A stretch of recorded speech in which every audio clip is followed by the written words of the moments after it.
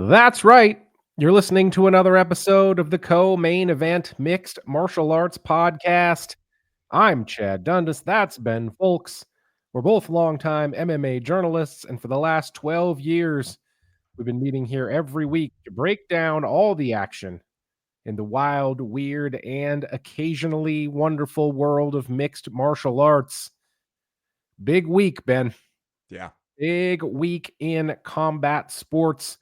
Maybe one of the biggest weeks of the year, as we're finally going to get UFC 309 on Saturday night from out there at the real granddaddy of them all, Madison Square Garden, where John Jones and Stipe Miocic clash over the heavyweight title. A lot of other noteworthy action going to take place at that event as well, including Michael Chandler trying to heal his heart, go out there, fight somebody not named Conor McGregor. He takes on Chucky Olives, aka Charles Olivera, in the co-main event.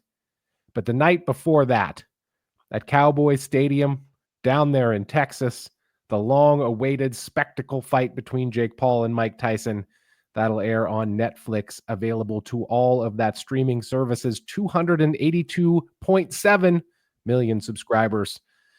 It'll be interesting to see not only who wins that fight, but how it is received Yeah. on that platform. And I guess if we ever get viewership numbers, how many people actually watch the thing. But we got a lot, Ben, to get into. A long way to go this week.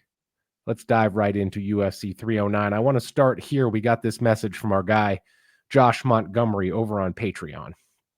He writes, "You know what, guys? I'm fucking pumped to watch Stipe fight John Jones. Want to know why? Because I'm fucking old. I've been turned off by the UFC's political shit and watered down cards. I was a hardcore fan who never missed and almost always legally paid for a pay-per-view from somewhere around Tito versus Shamrock until about 18 months ago, give or take, when I canceled ESPN Plus and vowed to stop giving them my monies. Rose has always been one of my favorite fighters, and I was shocked to learn after the fact that she fought a couple weeks ago. That's how checked out I am. But Stipe versus Jones, two all-time greats. I'm all in. I can't wait to see how it plays out. I might even get nuts and head out to the local saloon that shows the fights for the first time in ages instead of watching on the high seas." Wow. I've never heard anybody refer to Buffalo Wild Wings as a saloon before. That's interesting. It's a classy little tavern, Yeah. local place where the Mom and local pop crowd hangs watering out. hole Buffalo Wild Wings where the doors just swing open as you shove your way inside. The place where everybody knows your name. Ben, I know you're a big believer in the coincidences and the deja vus. Yeah, you got to pay attention to your coincidences and deja vus. How's this one for you? Tom Gas Hands Aspinall won the interim heavyweight title 1 year ago today What? against Sergey Pavlovich at UFC 295. So, old petrol fists will have been waiting a little over a year by the time Jones and Stipe get in the cage on Saturday night. And that alone, regardless of some other extenuating circumstances that we'll talk about in a minute, that alone tells you how long we've been waiting for this one. Yeah. And I am interested in this perspective as somebody being like, this one gets me back in the fold as an old guy who is kind of tuned out in recent years. And two names I still recognize and that still are as meaningful to me are John Jones and Stipe. Because you'll know, I have made the argument here in the past year or so that having Stipe come back and fight for the UFC title and it for his first fight in like 3 years, hasn't won a UFC fight since 2020 when he beat Daniel Cormier the second time, that I didn't think that was really going to do a whole lot. Just because I don't know how many current fans were around during Stipe's peak. And so I didn't know if that is actually going to be meaningful. You got John Jones out here. Can't wait to tell you how great a heavyweight champion Stipe was because he wants that as a resume builder for himself. He Yeah. wants that for his legacy. He keeps talking about that. So it's in his interest to build up Stipe and be like, this guy is the greatest heavyweight champ because I think I'm going to beat him now that he's 42 and ain't fought in a few years. And I want it to be as meaningful as if I'd beat him, 4 or 5 years ago. Yeah. So that's sort of what he's doing. I still am unsure how that sales pitch is really working on the MMA audience as a whole, but this is a good reminder that for a certain segment of the population, Yeah. and hell, maybe the segment of the population you can sell pay-per-views to because they don't want to go out. They're too old. They don't want to fight the crowd at B-dubs. A lot of them, they got a little bit of disposable income. They're going to watch the fight. It still means something to them. They're going to stay home and order it. So maybe it is like a good demographic to have. I just Is it it a little feels like bit is it a little bit like the bands who were popular when we were kids are now all yes. getting back together and doing reunion tours because Yeah, they because they know can that sell the tickets for $70 a pop, and we're it's no middle-aged problem. and we have some discretionary income now? Maybe that's what this is. Kinda, yeah. I That's what just Jake Paul is doing too, frankly, which we'll talk about coming up later in the show. but that one I think is working a little better. But yeah, it could well Be- be. because I I just wonder how many people are out there going like, okay, a chance to see Stipe versus John Jones on paper. If you had put this fight together in 2019, this is fucking incredible. This would be the kind of shit that we're always saying the UFC should do, that the UFC is always acting like it wants to do, but never actually pulls off.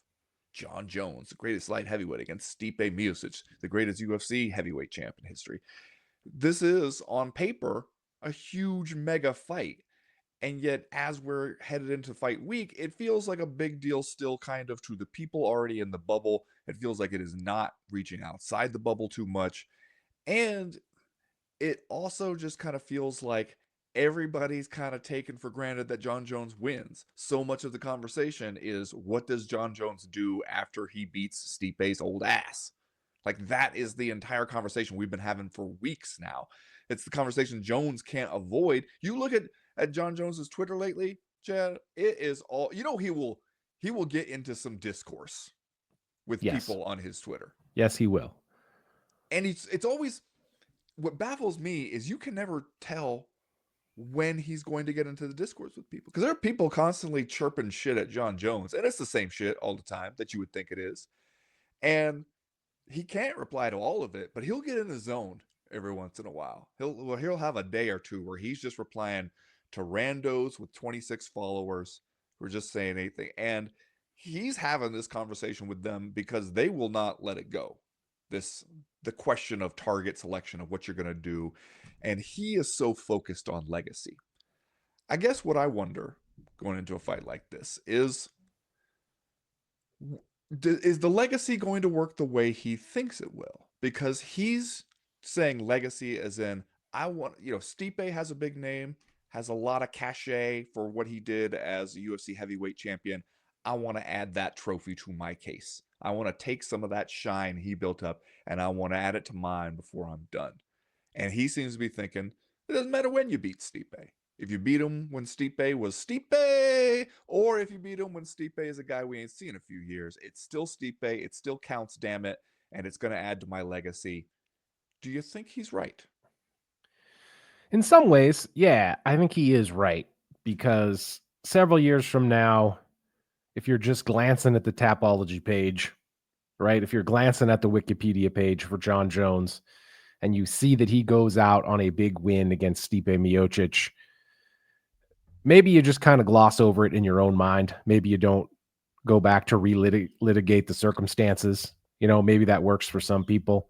And the fact is probably John Jones's legacy is mostly secure, both for good and bad, Yeah, right? No matter yeah, what happens to John Jones from here on out, we will probably say he was arguably the greatest talent that we have ever seen come into this sport.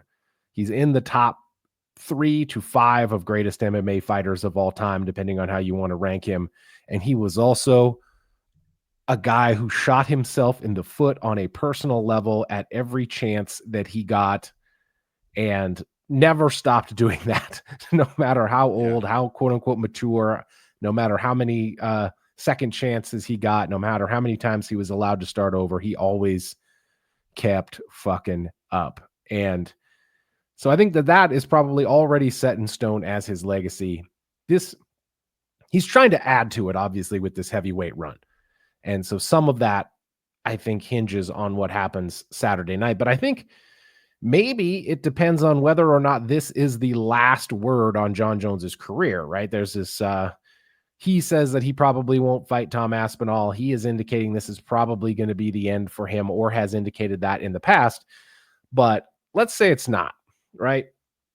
If he goes out and fights Alex Pereira in his next fight, his last fight, and what if he won that one and then he walked away? Would people still be looking at him and saying he ducked Tom Aspinall on his way out the door, or would we be looking at him saying he beat Stipe and Alex Pereira back to back? That's a lot of ifs, Yeah. granted, but if that were to happen, then you maybe you got John Jones going out on the highest note of all.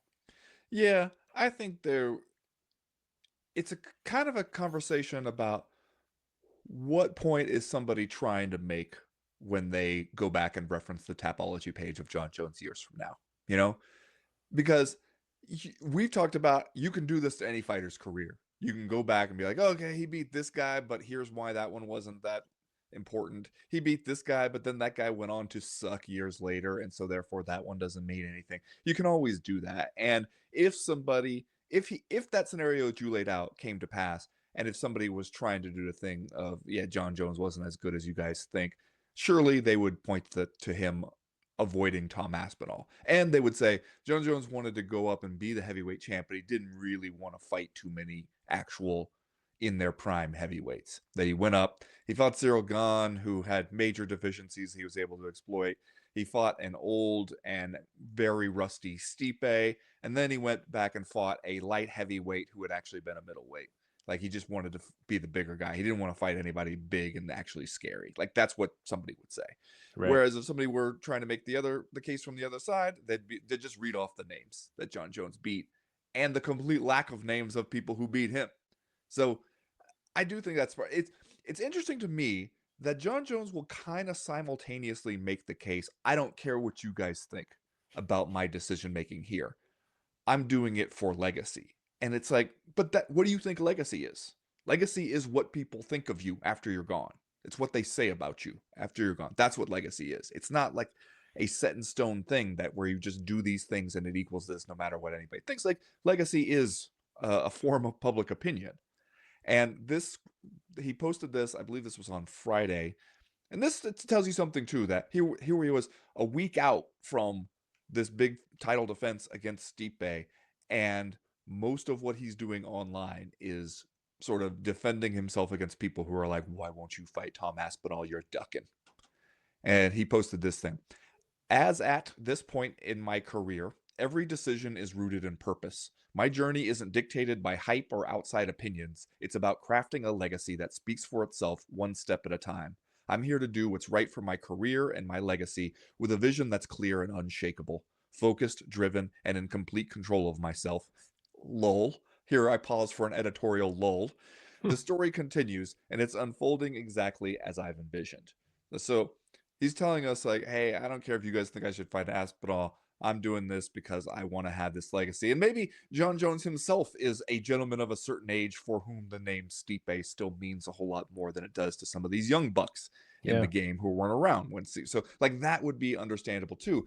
There's this one though where when people are talking shit to him uh and saying, you should fight Tom Aspinall, you're ducking him, all this kind of stuff. And where he gets into his, and here he is, he's quote tweeting somebody who asked him, about Tom Aspinall. This guy has 23 followers, and John Jones still, he gonna run with it sometimes. And the guy asked him, honest question, John, what would you do if you're in Tom's place? He's an interim champ, and he's hanging because the champ doesn't want to fight him. Um, and he talks about how uh, it's wild how narratives seem to appear out of thin air. Stipe and I have been set to fight for ages, even before the interim title bout. Some of y'all just run with stories you wish you were real. I mean, the interim title, I don't know if that one just appeared.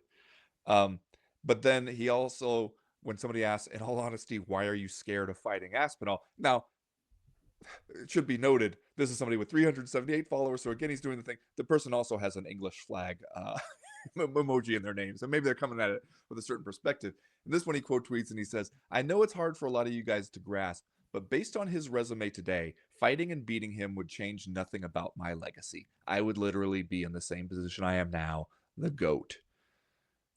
Which is, when you start talking like that, it starts to seem like you're going, hey, this dude is kind of scary, and there's a risk to fighting that guy. He could put that one of those big ham hocks, one of those gas hands on your chin and put you down. And you're kind of going, that risk isn't worth it for the reward of just beating the guy who everybody is excited about in the moment. I would rather less risk, not zero, but less against this version of Stipe that would allow me to still just walk around saying I beat Stipe. Yeah. Well, if there are two things that we can say for sure about John Jones, it's number one, there has never been a fighter born who has cared more about what other people think of him than John Jones. And number two, he's probably not scared to fight anybody, right? No. I don't think scared is the right word, but at the same time, I think you're probably right. He's probably making a calculation in his mind, a risk reward calculation, wherein Stipe is more attractive than Tom Aspinall. And frankly, you can see why as we sit here and record this on Monday. The odds this morning have John Jones at minus 750, and they have What? Stipe Miocic at plus 525. So John Jones is the overwhelming favorite right now, and rightly so. I think everyone is expects John Jones to win, thinks John Jones will probably win.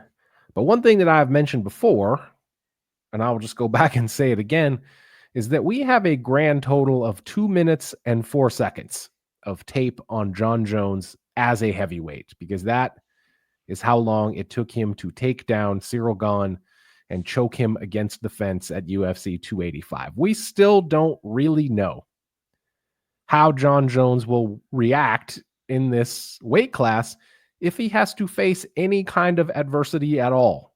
We don't know how he reacts if he has a harder time taking Stipe Miocic down than Cyril Gahn. We have no idea how he will react if he has to accept those hands from some heavyweights. We don't know how he'll react. We don't know how he will react if this fight gets into the third, fourth, fifth round and he's carrying a little extra baggage on the frame around the body.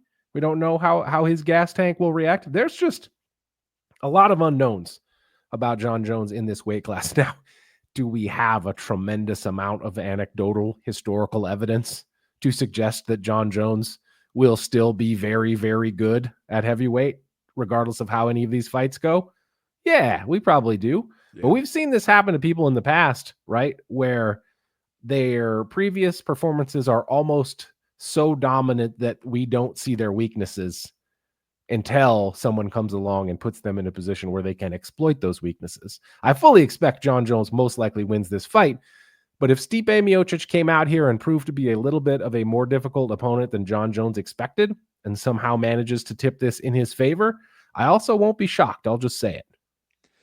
It is true that one of the questions that we always had and we were excited to see put to the test when John Jones moved up to heavyweight was, how will he do against heavyweight punching power?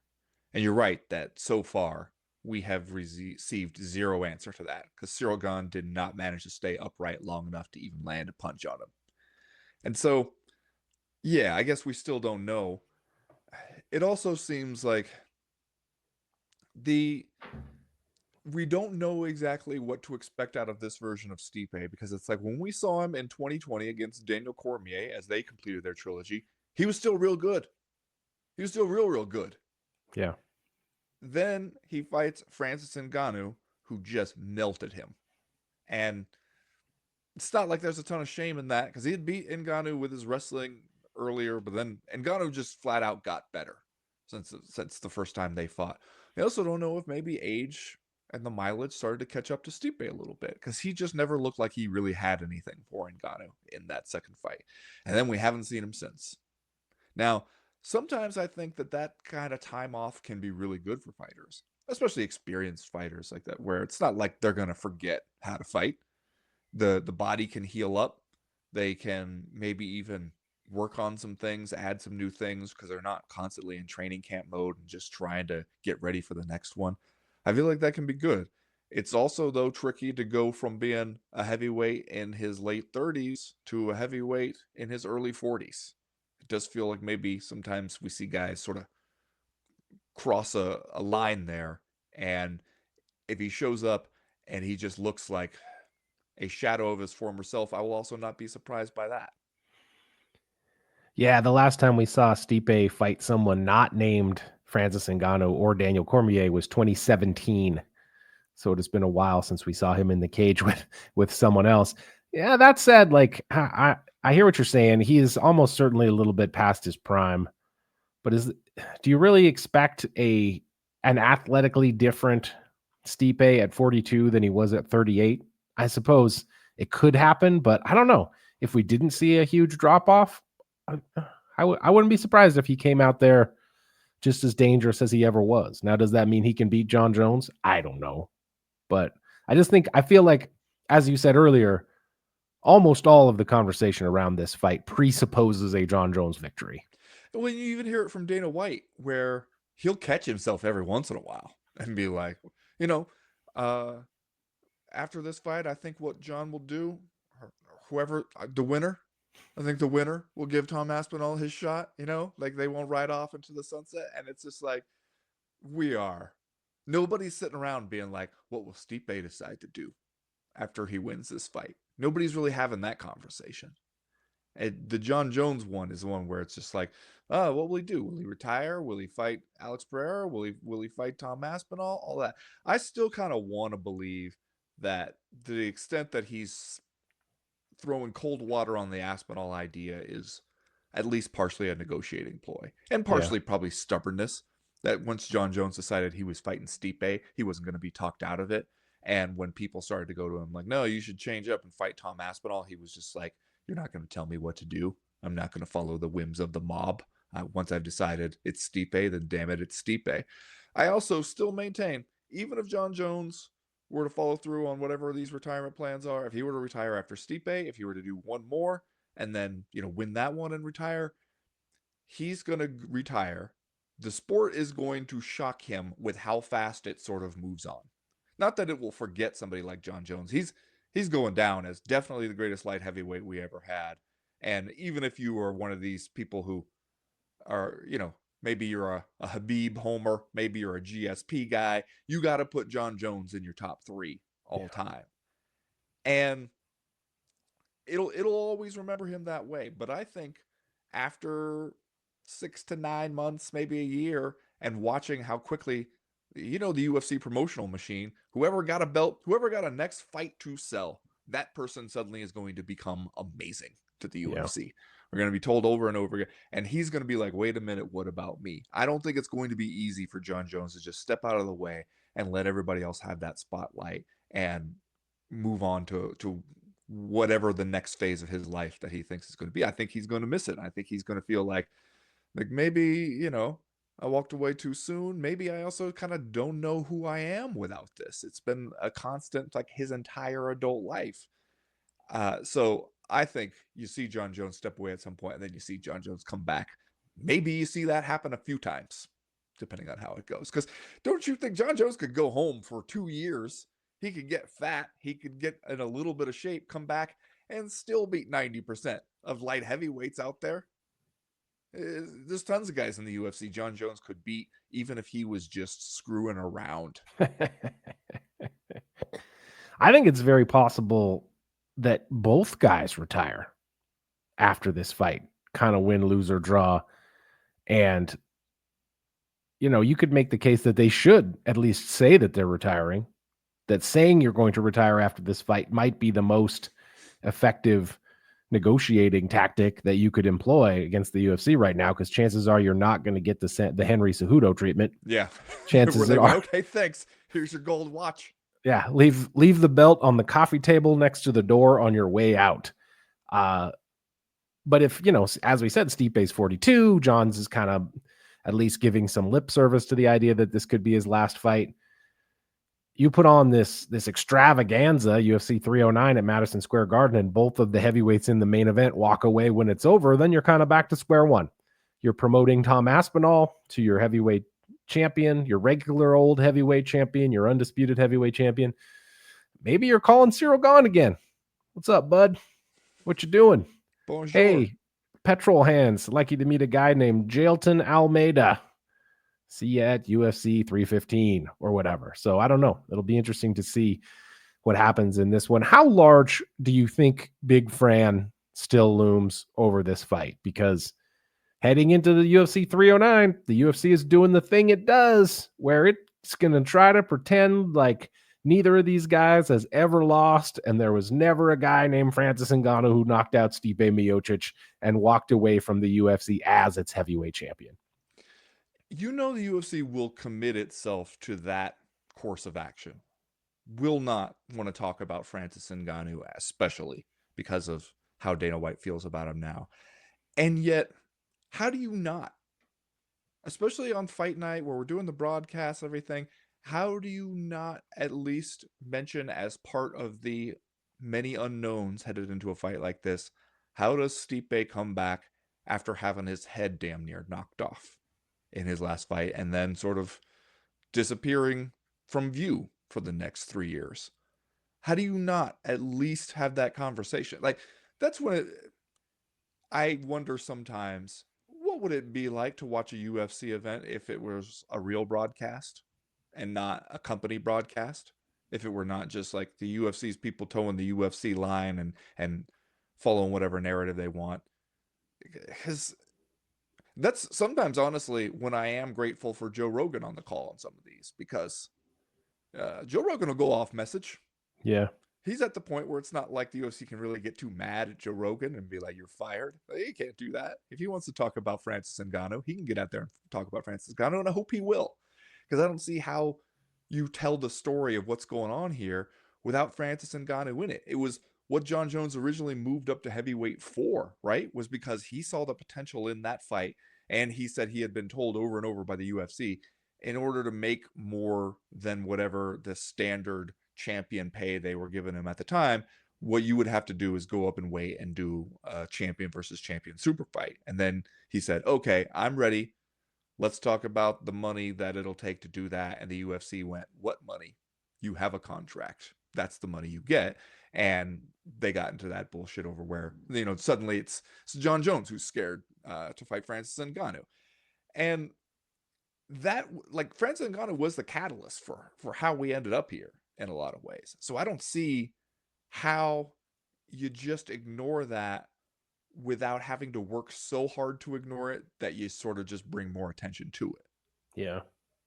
I was going to say, if it comes up on the broadcast, it'll probably be via some chatter from the broadcast team. Michael Bisping. They got Bisping on this thing because Michael Bisping will be out there seemingly having had a couple cocktails, just saying whatever he wants, whenever he wants.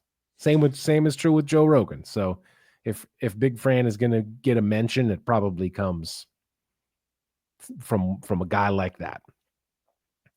Remember, you're listening to the Co-Main Event podcast proper. This show drops for free every Monday or Tuesday afternoons in your timelines and your podcast libraries. But if you want to hear more from myself and Ben Folks, and the Co-Main Event will be at our Patreon page all week. Hit us up at patreon.com/co-main event. Get loads of extra audio and video content, as well as access to our official Discord message board where they're talking about fights and a lot of other stuff literally all the time.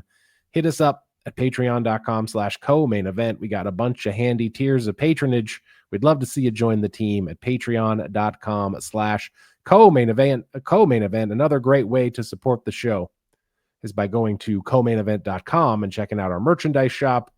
We got t-shirts, we got hats, we got hoodies, we got lots more. Ben, a couple of Daddest Man on the Planet coffee mugs started flying off the shelves this week. Oh, okay. After we let everybody know last week that if you want to get your Daddest Man on the Planet coffee mug by Christmas, you might want to get in there and get it done early while supplies last, because this is the perfect gift for any dad type figure in your life. Get them a Daddest Man on the Planet coffee mug.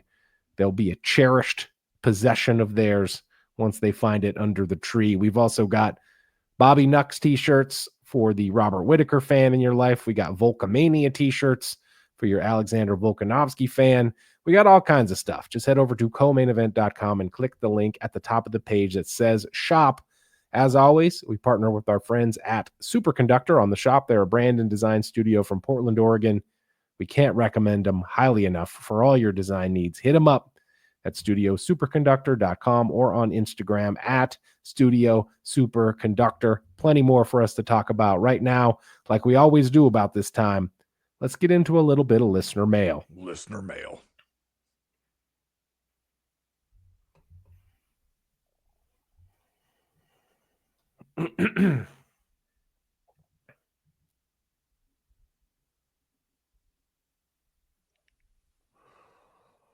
All right, Ben, we got a couple here that are at odds with each other, and it sort of plays into the John Jones, Stipe Miocic, UFC 309 conversation that we already had, but I think we're going to spin it a little bit differently here. We got this one from our guy Mike Garcia at voiceofgarcia.com, who wrote in to say, John Jones speaks to Kevin Iole and says that Tom Aspinall hasn't done anything to deserve a title shot, that he's focusing on legacy and wants to fight Alex Pereira.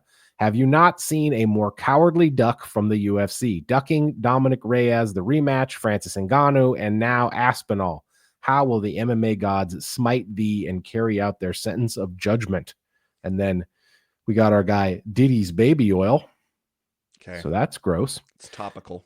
Coming up here and saying, with the news of John Jones stating last week that he would prefer to fight Alex Pereira after UFC 309 next instead of Tom Aspinall, I ask, is that the worst thing in the world? If the UFC books this, it seems like it would lead to Aspinall versus Gane, a very sneaky high-level fight, or Aspinall versus Volkov 2.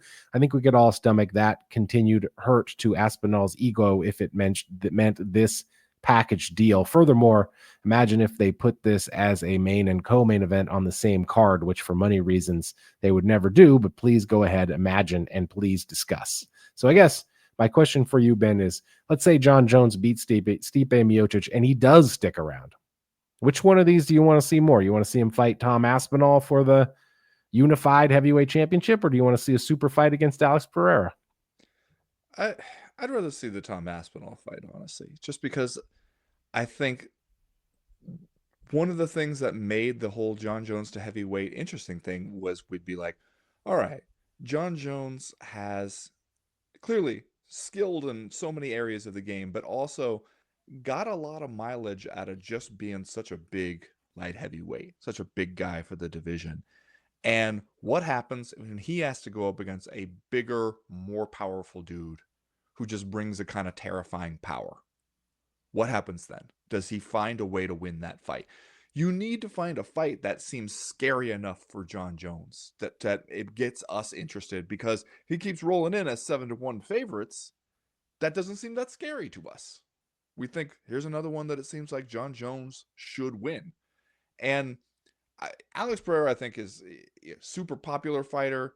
Style-wise, I think you put him in there against the cage and put him in there in the cage with John Jones, and John Jones immediately shoots and takes him down. I think it's a Cyril Gane situation all over again. Maybe he puts up a little bit more of a fight on the ground, but as we've seen, Alex Pereira's ground game is not great. And I think that you put them in there, they'll be around the same size. John Jones will be able to just wrestle him and dominate him there. And I don't think it'll end up being that interesting. It might be a lot more fun in the lead up to it. The part of the claim that Voice of Garcia mentions here, John Jones saying Tom Aspinall hasn't done anything. It's like, okay, sure, he hasn't done anything except beat everybody that the UFC gave him to fight. He lost that first Curtis Blades one when his knee blew out, and then when they put it together again, did the Tom Aspinall thing and beat him in the first round. So what else do you want of the guy to do? And I saw Daniel Cormier make the same point, and it's true, where it's like, for an older champion, a guy who's been around for so long, to look at a younger guy and be like, he hasn't done anything yet. And it's like, well, somebody has to give him the chance to do something. Like, how can he beat somebody of a John Jones caliber if nobody will fight him, if people are instead using it as an excuse and saying he hasn't done anything yet? What if Shogun Rua had sat up there when he had the UFC light heavyweight title and been like, John Jones, what's he done? Beat Ryan Bader? Beat Vladimir Matyushenko and Brandon Vera? That doesn't qualify as anything that I think is worthy of fighting for this title, that would have been a legitimate sort of claim to make. That he could have looked at those wins and be like, "What? I'm supposed to look at your win over Jake O'Brien on the undercard of UFC 100 and think that this is the resume of a guy who deserves to fight for the title, and he hasn't done anything yet." He could have said that. It seemed like the UFC wasn't going to let him say that. We were also excited about the potential of John Jones. We saw how much talent he had and how he was still a young, developing fighter. So there was excitement about him. But you could kind of do that if you wanted to John Jones's resume back then. Tom Aspinall sitting here just knocking fools out. Everybody the UFC gives him the fight. What else could he possibly do? He can't beat people who he hasn't been put in a fight against. That just doesn't. It's not how it works. I think as far as making the claim, he hasn't done anything yet. What you're saying is like it's risky, and I don't think the credit people give me for winning it would be worth the risk that I get knocked the hell out. Yeah, I mean, I feel bad for Tom Aspinall, especially since they went and did the ultimate indignity where he actually had to defend the interim heavyweight title Yeah. against someone else in Curtis Blades back in July. When, hey man, if we were being true to what the interim heavyweight title is supposed to be, by July, there was probably nothing stopping you from turning around and booking Tom Aspinall versus John Jones at some date of your convenience. But no, we didn't do that just because Dana White was stubborn. And this was the fight everybody wanted. John Jones, Stipe Miocic, at least the guys involved. I don't know if anybody else actually wanted it, but we were going to stick with Jones versus Stipe come hell or high water. And Tom Aspinall kind of got left out in the cold. I hope he's up there in New York this week with his voodoo dolls. Frankly, I hope he's sticking some pins in little dolls that look like John Jones and Stipe Miocic, because I would love to see Tom Aspinall step in there and get a chance at the heavyweight title. But, however, I find myself having an awful hard time turning down the idea of John Jones against Alex Pereira. Yeah. Maybe just for the spectacle of it. It probably goes just the way you said it would. That's probably how it ends. John Jones probably wins. But man, just to see them both standing there staring at each other.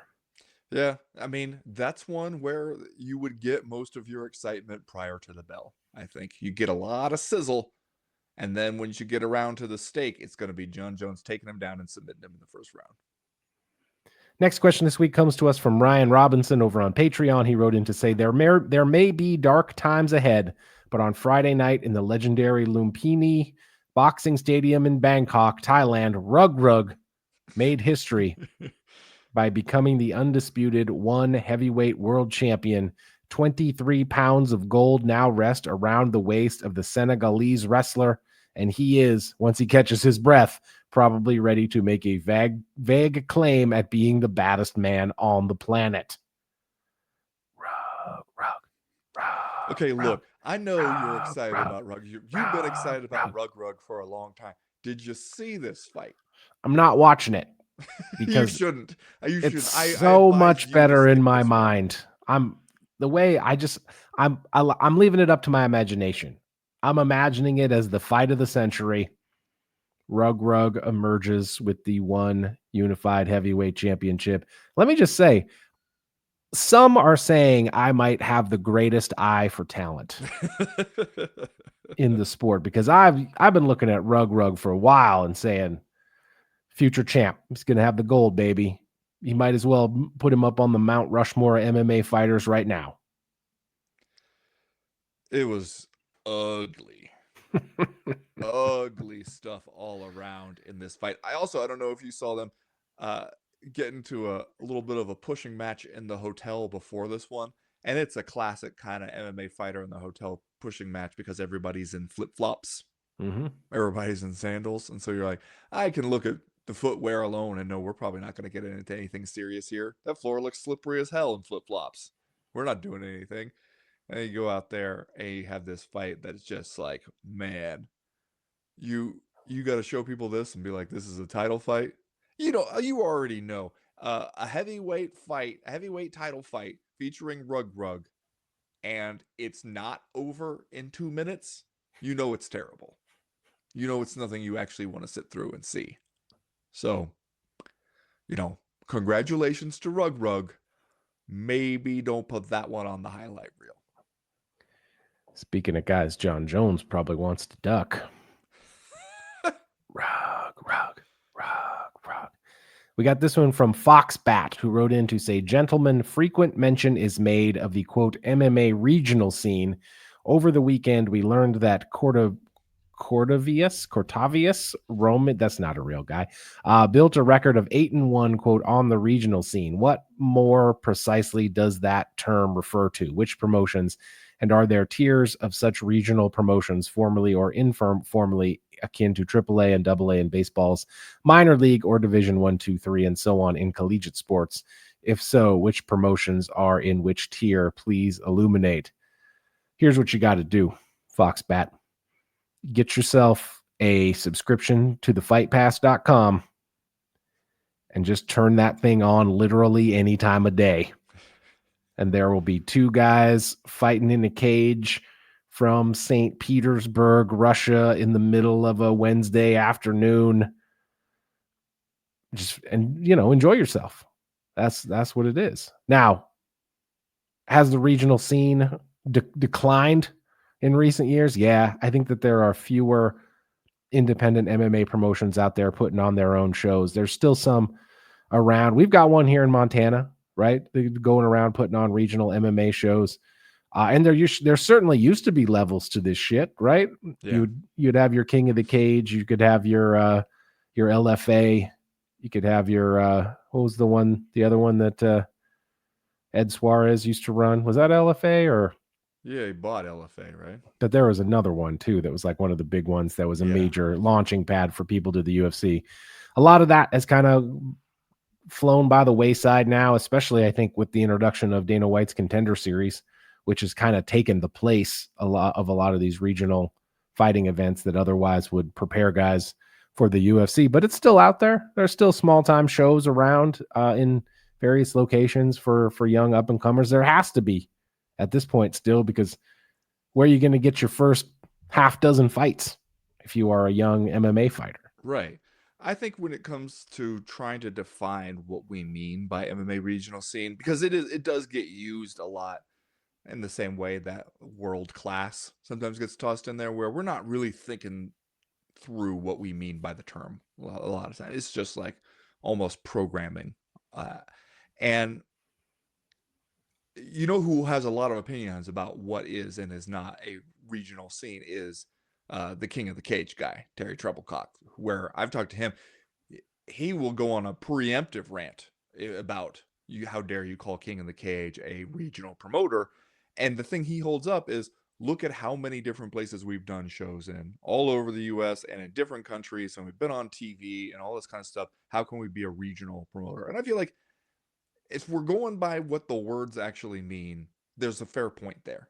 Yeah. I think regional promotion, I think you probably don't have a TV deal. Again, that was a little easier to delineate to between before so many streaming services and everything, but it's like you don't really have broad distribution on any kind of platform, and you do all your shows sort of within a few 100-mile radius of each other. Like, if you do them in Southern California, you do them in Temecula, you might do some outside of LA, you might go as far north as Bakersfield or something, but you're not telling us your next show is in New York City and then after that you're in Miami. Like, you're always sort of in this one region.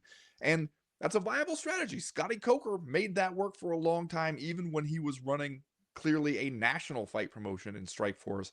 It still did an awful lot of stuff in San Jose. It was still strongest in the Bay Area. It makes sense to do it that way, to where a fan base can build up around it. They care about these fighters because they're local, and you can sell tickets to the guys from the gyms of all the guys on the undercard. So it works financially, and it shouldn't necessarily mean like regional promotion means that it sucks. Yeah. Because you're right, a lot of these guys, they've got to come from somewhere. You see some of these fights that happen in one championship, and you're just like, some of these are garbage. Some of the, King of the Cage probably has some guys who are just technically better than these dudes. And you see somebody, he can fight in King of the Cage or LFA or something like that in April, and then come September, he's in Dana White's Contender Series, and now he matters. Now we give a shit. Now he gets like actual main MMA website media coverage. He didn't change as a person between those two fights.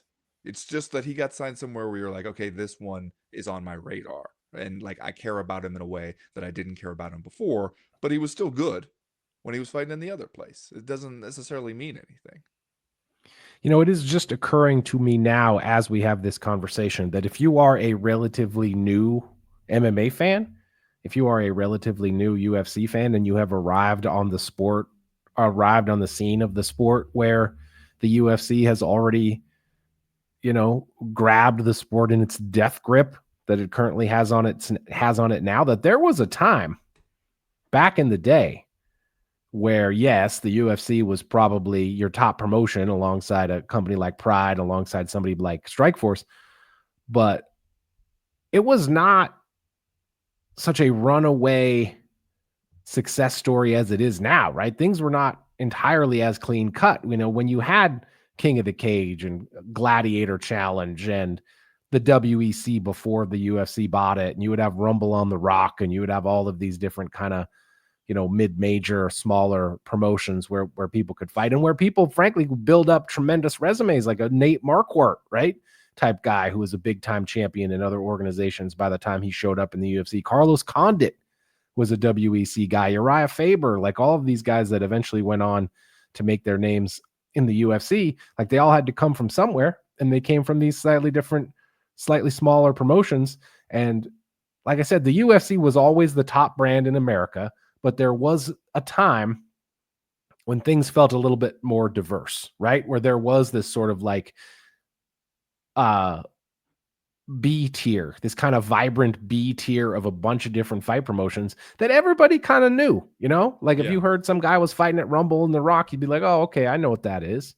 And I feel like a lot of that is gone now, although, some of it certainly still exists. Well, and it seems like because of the nature of everything going on this week, we will not spend much time talking about the fight night on Saturday with Carlos Prates beating Neil Magny. But on the undercard there, where we saw the debut of Reinier de Ritter, and I don't know if you heard any of his comments that he made uh, about his time in one championship. And he even said, he's sitting there at the press conference afterwards, and he was like, I feel like I have to say this just for the benefit of other fighters.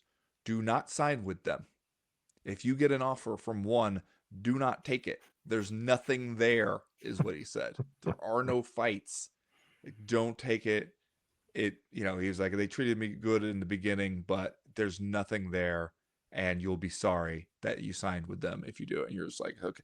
But you also, you see a guy like that come into the UFC. I think they matched him up well. It was a good matchmaking decision to take him first fight in the UFC, put him in there with Gerald Meerschaert, and you're like, okay, Gerald Meerschaert is a good test to figure out where you are right now, because Gerald Meerschaert is going to beat the guys who are not quite at this level or not ready for this, but he's not going to beat everybody. You can come in there, and it's not like you vault straight to a title shot of a win, but this is how you tell us you're legit. He goes in there, had some ugly looking moments in this fight. There were some moments where you're just like, oh, okay. I don't know how much to chalk up to octagon jitters maybe, but it didn't look great. But then he ends up submitting him in the third round, and, you know, you kind of go like, all right, there are these guys out there from other organizations. It's just we see fewer of these guys come in with any sort of head of steam. More and more, how you come in is as a 6-1 fighter signed off the Contender Series. All right, last question this week, and we would be remiss, I guess, if we didn't spend a little bit of time talking about Michael Chandler versus Charles Olivera. So we got this one from Sweet as Taboo, writes in to say, after 2 years spent in purgatory waiting for Conor McGregor, are we as a whole underestimating a hungry, motivated Michael Chandler this weekend, as bookmakers have him listed as a plus 250 underdog against Charles Olivera? Why, yes, he's 2-3 during his run in the UFC. Every fight has delivered, and he has visibly hurt or hurt all 5 of his opponents he's faced. Dare I say this might be do or die, as with a win, do we dream of McGregor again rematching against Poirier or Gaethje, or my personal favorite, a fresh matchup against Max Holloway. What are your opinions? Yep, your co-main event this weekend, Michael Chandler and Charles Oliveira, a rematch of their fight that actually put Michael Chandler on this 1-3 skid that he is on. Lost to Charles Oliveira at UFC 262 that started that run for him. Obviously, Michael Chandler, everybody knows now, protracted soap opera with Conor McGregor that seemed to put Michael Chandler into a very dark place by the end of it. At least a dark place for Michael Chandler. Yeah. And so here he goes. I guess in some ways it's nice to see him pick up the pieces and come out here and try to fight somebody else. But at the same time, you know, I kind of don't know what to make of the journey Michael Chandler has been on for the last few years. It does seem kind of do or die for him, doesn't it? Yeah, a little bit. If you don't win this one, and that's a tough thing to say about anybody having to go in there and fight Charles Oliveira in a do or die situation. But then we start to look at the whole UFC period of Michael Chandler's career as a letdown. That he came in there maybe a little bit too late coming from Bellator and came in, looked good early on, and then when he actually fought the tough guys, got beat by them all and didn't even get the red panty night moment that he wanted against Conor McGregor and spent a long time waiting around for nothing and gave up more precious time in his career waiting around for nothing. So I think in terms of the perception, at least of the UFC portion of Michael Chandler's career, this is kind of a must-have, and yet it's a tough, tough fight. Yeah. You know? Yeah. It definitely is. All right, that's going to do it for listener mail this week. If you have a question, comment, or concern that you would like to air to the podcast in future weeks, you know how to do it. You go to the website, comainevent.com, and click the link in the top right-hand corner of the screen that says email the podcast. That'll get you in touch with us.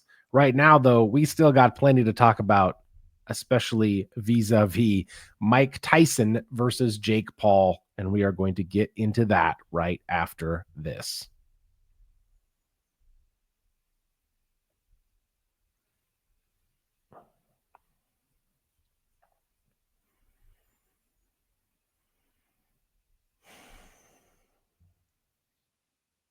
Well, Ben, we talked about how John Jones and Stipe Miocic was originally postponed after John Jones tore his pec.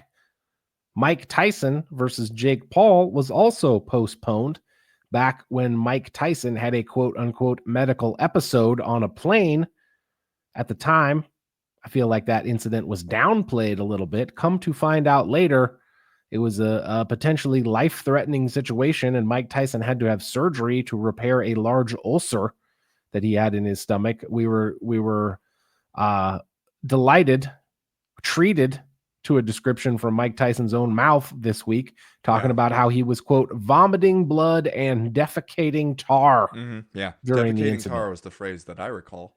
And so that happens to you. Yeah, that'll lead to your fight against Jake Paul getting postponed for a little while. But we're back on for Friday night at Cowboy Stadium in Texas.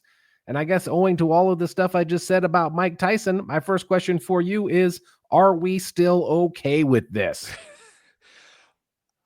Don't you, as a seasoned observer of the fight game, get the sense that Jake Paul's not exactly going in there to try to take Mike's head off?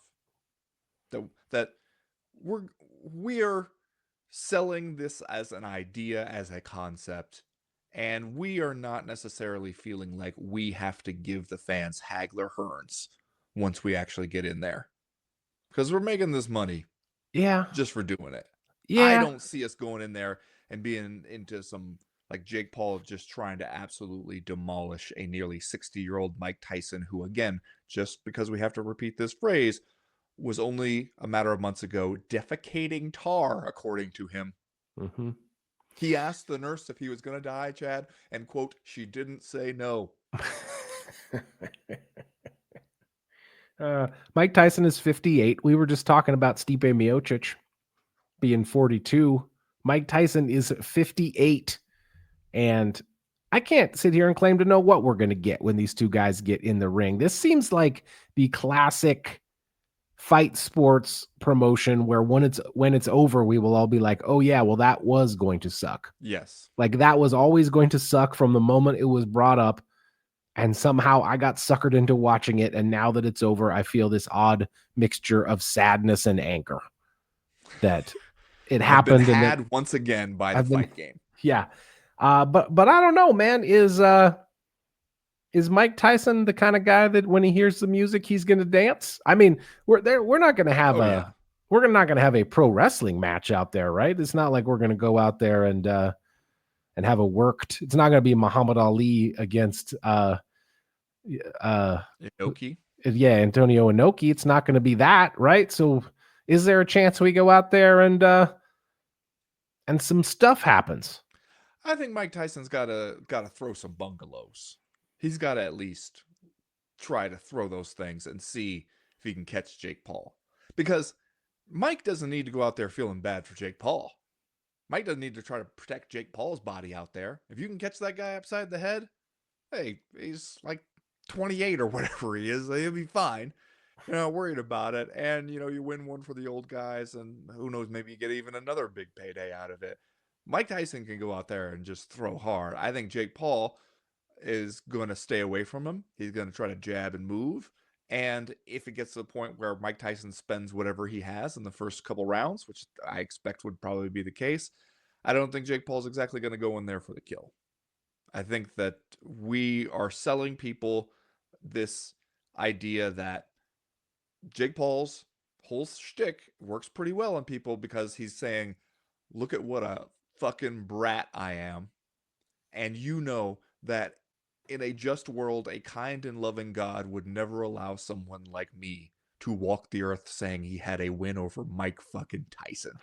Doesn't it just make you mad to even think that I might get to say that? Yeah, it does. Well, tune in for free on Netflix, the service you probably already have, just to see if he can knock me down and uh, make you feel like maybe we're all not so old after all. Maybe there's justice in the universe after all. That's the promise of this fight. And it's like two guys you've heard of, two guys that very different demographics have heard of. Or Jake Paul having a much younger fan base, Mike Tyson having a much older fan base. And let me tell you, I was getting ready to play a hockey game last night, Chad. We're standing around waiting to get on the ice, and the dudes, they know that I'm plugged into the fight sports, and they wanted to talk to me about the big fights coming up this weekend. And it wasn't UFC 309 they wanted to talk about. It was this one. It was Jake Paul and Mike Tyson. So it's worked to sort of breach the combat sports bubble. Okay, here's the experience I had when this thing was set for earlier in the year, and people outside the combat sports bubble would come up and want to talk to me about it. And they were people who are about our age. They almost unilaterally came up to me with the idea Mike Tyson is going to kill this kid, right? Like that was their point of view. And I had to be like, I don't know, guys. I think maybe we should all prepare ourselves to be just disappointed by this and prepare ourselves for the eventuality that Jake Paul just jabs Mike Tyson en route to a unanimous decision win. You had to teach them the concept of building a wall around your heart? Yeah, I did. Is that where you were at with the hockey guys? Where they're like, Mike Tyson's going to kill this Mickey Mouse Club kid, right? Yeah, honestly, because it was them being like, man, okay, it's over for Jake Paul now, right? He's gone as far as he can go. Now he's going to run into Mike Tyson. And it was kind of like, I don't know if you like, I can understand you guys, maybe you don't think about Mike Tyson as often as the rest of us do in this fight sports world. But while you weren't looking, Mike Tyson became an almost 60-year-old man. So, no, he might still be Mike Tyson. Jake Paul might not be a high level boxer or anything, but age will do a number on you.